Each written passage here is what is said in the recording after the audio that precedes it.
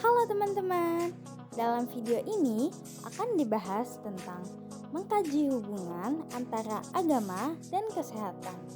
Video ini disusun oleh kelompok 8 dalam mata kuliah Sosiologi Kesehatan kelas B yang beranggotakan Angela Diah Natali Putri, Nabila, dan Vanessa Salsabella dengan dosen pengampu yaitu Bapak Dr. Argio Demartoto, MSI.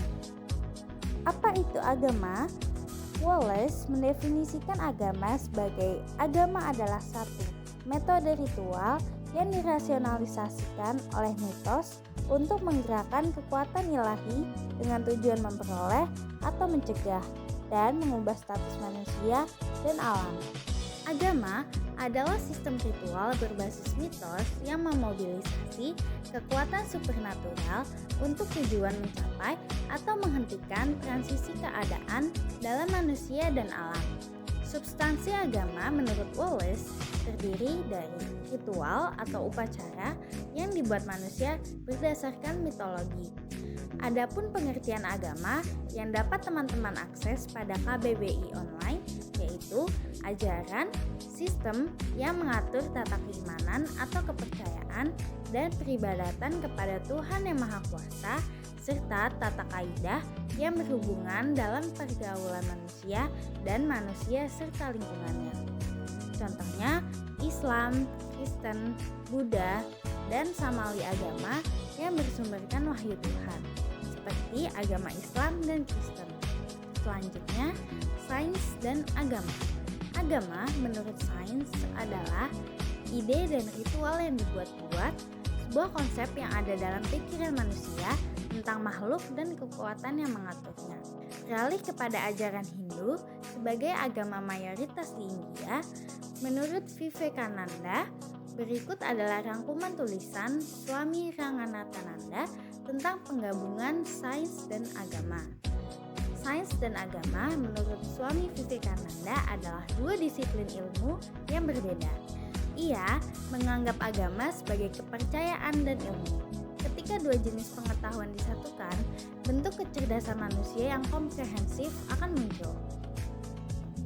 Namun, hubungan antara keduanya tidak selalu ramah.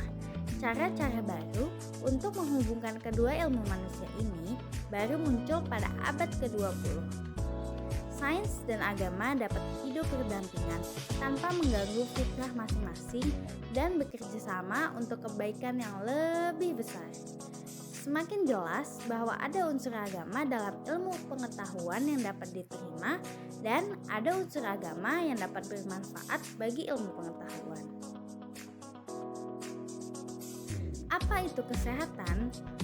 Definisi kesehatan mengacu pada Undang-Undang Nomor 36 Tahun 2009 tentang kesehatan. Sehat didefinisikan sebagai suatu keadaan sehat baik secara fisik, mental, spiritual, maupun sosial yang memungkinkan setiap orang untuk hidup produktif secara sosial dan ekonomis. Maka dari itu, sehat dapat dibagi menjadi tiga, yaitu sehat fisik, berarti kondisi tubuh seseorang sehat dan bugar. Kedua, sehat sosial, yaitu kondisi seseorang mampu untuk menjalin hubungan yang baik dengan orang-orang di sekitarnya. Yang ketiga, sehat jiwa, yang meliputi banyak kondisi. Di antaranya adalah rasa senang dan bahagia, mampu menyesuaikan diri dengan kehidupan sehari-hari, hingga mampu menerima kelebihan dan kekurangan diri sendiri dan teman-teman di sekitarnya. Menurut WHO, health is a state of complete physical, mental, and social well-being, and not merely the absence of disease and infirmity. Pola hubungan antara agama dan kesehatan. Dalam pola hubungan yang saling berlawanan antara agama dan kesehatan, tentunya hal tersebut masih banyak menimbulkan perdebatan serta pro kontra. Pada batasan tertentu, menunjukkan bahwa apa yang dianjurkan dalam bidang kesehatan terkadang tidak selaras dengan apa yang dianjurkan dalam agama. Misalnya, dalam program promosi kesehatan mengenai penggunaan kondom untuk menghindari diri dari penyebaran penyakit HIV/AIDS. Tentunya program tersebut memiliki irisan moral dengan agama, karena jika dilihat dalam bidang agama, program tersebut dapat diartikan sebagai suatu kebijakan yang dimana mampu membuka peluang dalam pergaulan bebas. Kebijakan tersebut seakan memiliki makna bahwa boleh melakukan free sex ataupun hubungan seksual asalkan menggunakan kondom. Agama serta kesehatan juga memiliki potensi untuk saling mendukung. Hal tersebut dapat dilihat melalui kegiatan berpuasa.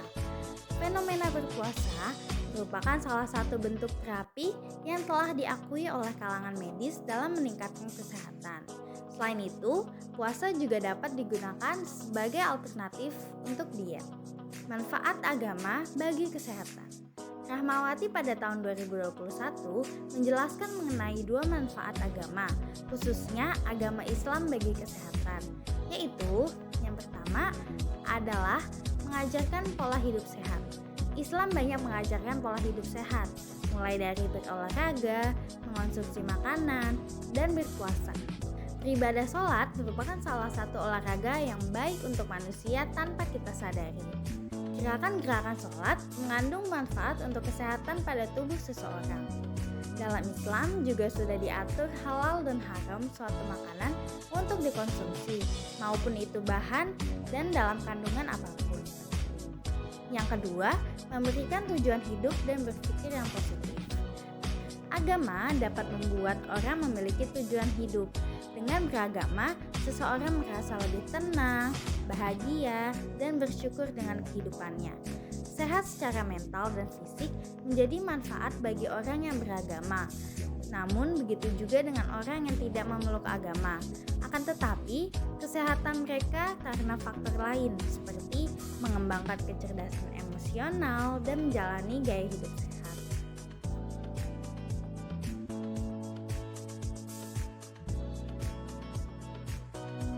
Peran agama terhadap kesehatan jiwa dan mental manusia. Poin ini identik dengan kesehatan spiritual yang didefinisikan sebagai hubungan yang harmonis dengan Sang Pencipta dan berdampak baik pada hubungan seseorang dengan orang lain dan lingkungannya.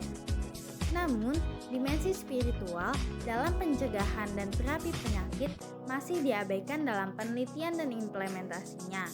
Karena kesehatan bergerak menjauh dari komponen spiritual karena peran obat dalam menjelaskan manusia itu sendiri telah menjadi terlalu mendominasi. Sebenarnya, sains dan spiritual tidaklah sesuai. Keduanya saling melengkapi. Mereka tidak saling bertentangan dan tidak saling menolak. Agama tanpa pengetahuan itu buta, sains tanpa agama lumpuh. Albert Einstein pernah menyatakannya dengan tegas. Maka dari itu, dalam hal elemen mental, orang yang berdoa dan sholat secara konsisten akan memiliki penyeimbang yang dapat digunakan untuk mengurangi depresi, kecemasan, dan pikiran untuk bunuh diri, serta membantu membentuk karakter manusia yang lebih terpuji. Setidaknya ada 3 faktor yang perlu dipertimbangkan untuk mendapatkan manfaat kesehatan saat beribadah, yaitu konsistensi, mengikuti nasihat agama dengan pedoman yang sempurna, dan menganggap ibadah adalah hak istimewa, bukan tanggung jawab. Sekian penjelasan dari video ini, and thank you for watching.